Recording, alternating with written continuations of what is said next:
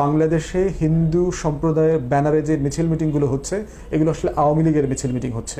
যে অধিকাংশ ঘটনা যেগুলো ঘটেছে সেটা আওয়ামী লীগের নেতা হওয়ার কারণে হয়েছে, জাতীয় পার্টির নেতা অথবা এই ফ্যাসিবাদী সরকারকে কোনোভাবে সাহায্য করেছে, সহযোগিতা করেছে, গুম খুন চাঁদাবাজির সাথে জড়িত ছিল, এই কারণে হয়েছে, হিন্দু হওয়ার কারণে হয়নি। এবং বহু জায়গাতে আমরা দেখেছি মসজিদে মসজিদে আজান দিয়ে হিন্দুদের বাড়ি ঘর মন্দির পাহারার ঘটনা আসছে। মাদ্রাসার ছেলেরা পুরো রুটিন করে করে বিভিন্ন জায়গায় মন্দির পাহারা দিচ্ছে।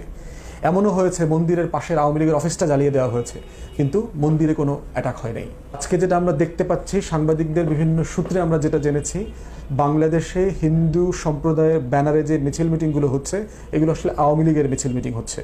অধিকাংশ এখানে হিন্দু না, অধিকাংশ লোকই এখানে ভিকটিম না, তারা কোনোভাবে আহত নিহত হয় নাই হিন্দু হওয়ার কারণে।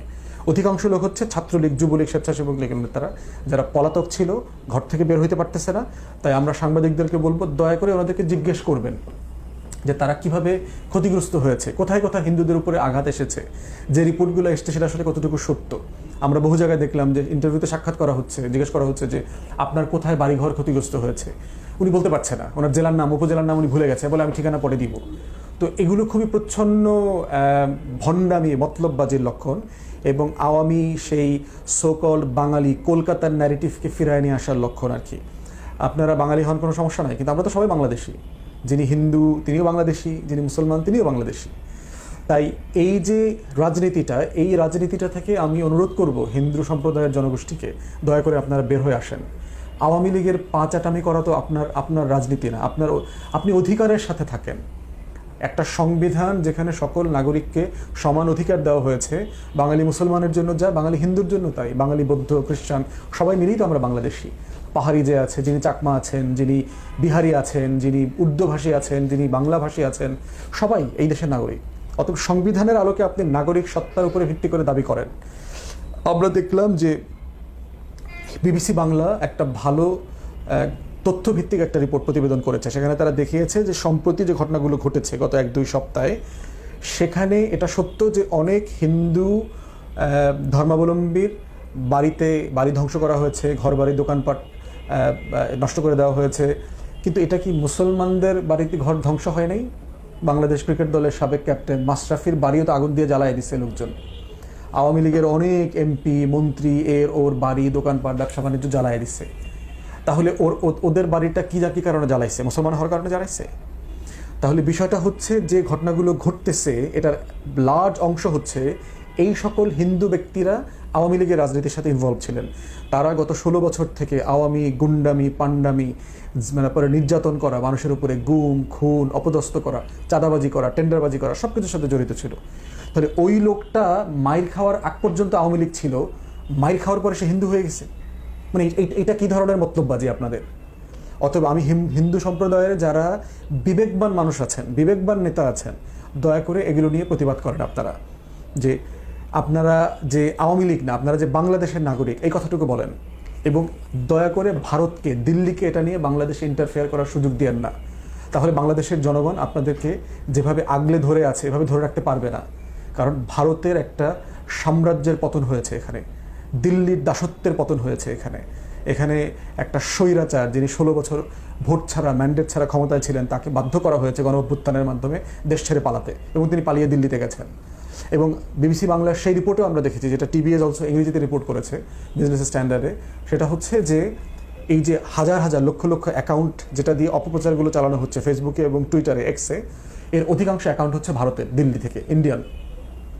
এবং এই ইন্ডিয়ান অ্যাকাউন্টগুলোর সাথে বিজেপি, আরএসএস, হিন্দুত্ববাদী যে প্রোপাগান্ডা মেশিনগুলো আছে এগুলোর সাথে এগুলো জড়িত। তাহলে মানে বিষয়টা কি দাঁড়িয়েছে?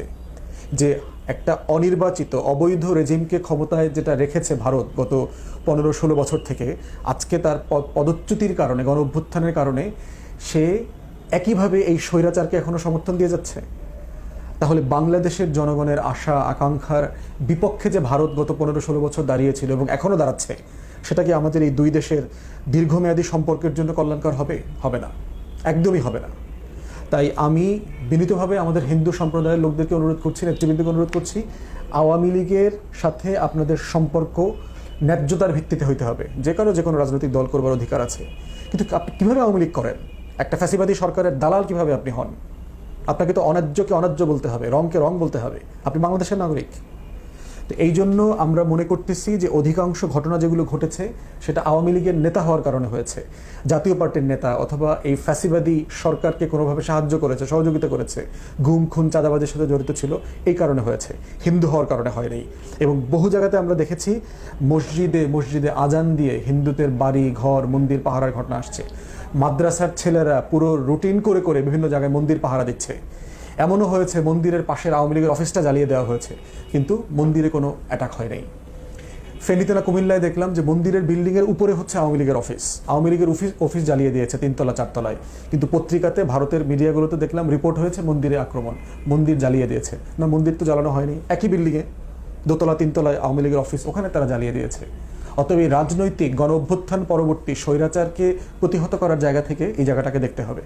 এবং আপনারা এই যুদ্ধে কিন্তু অলরেডি পরাজিত হয়ে গেছেন, দয়া করে এই মিথ্যা প্রপাগান্ডার যুদ্ধে আর জড়ায়েন না।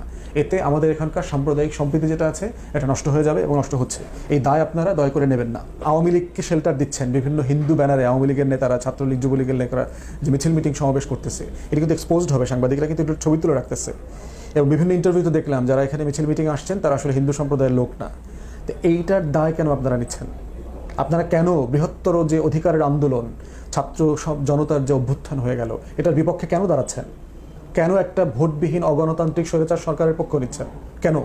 এই প্রশ্নগুলো আপনাদের কাছে আমাদের রইল। সিলেটের হিন্দু নেতার ইন্টারভিউ দেখলাম, তারা পরিষ্কার করে বলেছে আওয়ামী লীগ করে না এমন কোনো হিন্দু নেতার বাড়ি ঘর সম্পত্তি জমি ব্যবসা বাণিজ্যে কোথাও কোনো কিছু হয় নাই। প্রত্যেকটা ঘটনার সাথে দেখা গেছে এরা আওয়ামী লীগের পদস্থ নেতা অথবা লোকাল আওয়ামী লীগের গুন্ডা পান্ডামি করেছে। তারপরে হিন্দু মহাজোট নেতা গোবিন্দ প্রামাণিকের যে ইন্টারভিউ দেখলাম আল জাজিরাতে এবং আদার মিডিয়াতে, সেখানে সে পরিষ্কার করে একই কথাগুলো বলেছে। অতএব এই গোবিন্দ প্রামাণিকের মতো অন্যান্য হিন্দু নেতাদেরকেও আমরা অনুরোধ করব যে আপনারা দয়া করে এই ব্যাপারে আপনাদের ভয়েস রেজ করেন। আর আওয়ামী লীগের নেতাদের ব্যাপারে কিন্তু আমরা দেখলাম যে টাকা দিয়ে কিভাবে গুন্ডাপান্ডা ভাড়া করে চুরি ডাকাতি করানো হচ্ছে, মন্দিরে অ্যাটাক করা হচ্ছে, ধরাও পড়েছে আর্মির হাতে, ছাত্র জনতার হাতে। তো আমি দেশবাসীকে অনুরোধ করবো, এটা একটা ডিফিকাল্ট টাইম। আপনাদের মনে রাখতে হবে যে আওয়ামী লীগের যে পোষ্য গোলামরা এখনও দেশে রয়ে গেছে, আওয়ামী লীগের যে বস দিল্লি এবং কলকাতার, এই বসরা কিন্তু এখনও অ্যাক্টিভ। অতএব আমাদেরকে ভিজিলেন্ট থাকতে হবে। আমরা বাংলাদেশি, আমরা যে ধর্ম পালন করি আমাদের সেটার অধিকার আছে, আমরা শান্তিতে সেটা করব, একজন আরেকজনকে আগলে ধরে রাখবো। কোনোভাবে আওয়ামী লীগের এই সাম্প্রদায়িক দিল্লির এই সাম্প্রদায়িক রাজনীতির মতলববাজি রাজনীতির ফাঁদে পা দেওয়া যাবে না। তাই যার যেখানে মহল্লায় এলাকায় পাড়াতে যেখানে সুযোগ আছে হিন্দুদের বাড়ি ঘর মন্দির আবাসিক এলাকাগুলো পাহারা দেবার, সেটা রোটেট করে করে আমাদের এই দায়িত্ব পালন করতে হবে। কারণ পুলিশ ফোর্স এখনও ফিরে আসে নাই। এই স্যাবোটাজের রাজনীতি বন্ধ হওয়া দরকার। আমরা সবাই মিলে আমরা সবাই মিলে এই বাংলাদেশকে গড়ার যে লক্ষ্য নিয়ে কাজ করছি এটা আমরা করে যাব, চালিয়ে যাব।